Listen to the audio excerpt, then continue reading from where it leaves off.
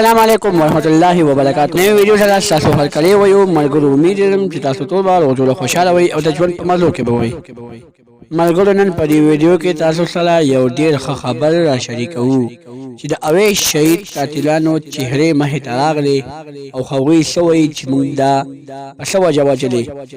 آیا کو تاسو د دې نه ځان خبرول غواړئ کو څه پرې چې زموږ د چینل مخه نه سبسکرایب کړئ زموږ د چینل مخه سبسکرایب کړئ ترې نشان ورڅخه مخه ووهئ چې زموږ نوې ویډیو تاسو ته په اسانۍ دررسي.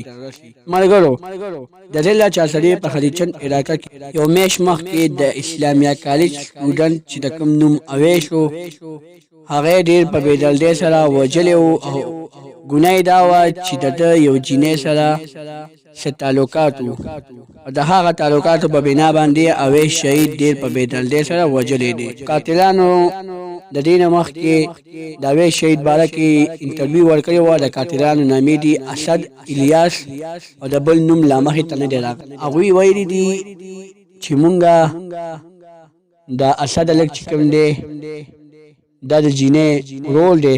اسد هلک وایي چې دا اول ما بوتلو ما الیاس بوتلو او بیا هم د دې اویس د خور خاوند ته رینګ وکړو هغه ځان ته تمانچه وروړه او هغه وویشتو او د اویس خور خاوند وایي چې دا ما نه ایشتو ما پې هسې خطا داسې کولې زما نه ولګېدو او چې کله دا زما نه ولګېدو نو دا بیا ما نور هم ویشتو او د دې په وجه مونږ ویشتو چې زما د تللو سره یې څه تعلقات و. هغه جینۍ د 14 کالو ده.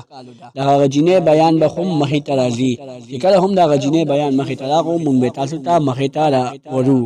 دوستانو مونږ به تاسو ته یو نوی خبر شریکوو خو اوس په دا فیصله کېږي چې دې قاتلانو ته به پانسي میلاویږي یا نه میلاویږي. د دې قاتلانو مخونه یعنې چهرې هم مخې ته راغلي دي.